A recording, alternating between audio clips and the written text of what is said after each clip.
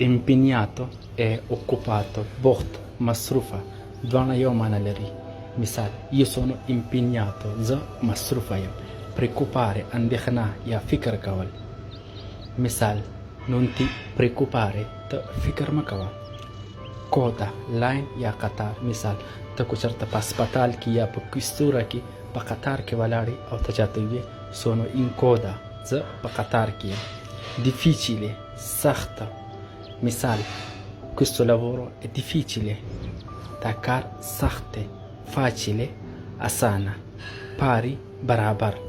مثال که ته چا سره گیم کې لوډو کې یا کرکټ کې او ته ورته ویې siamo in pari مونږ برابر شو مونږ مثال گیم یو شانتي شو.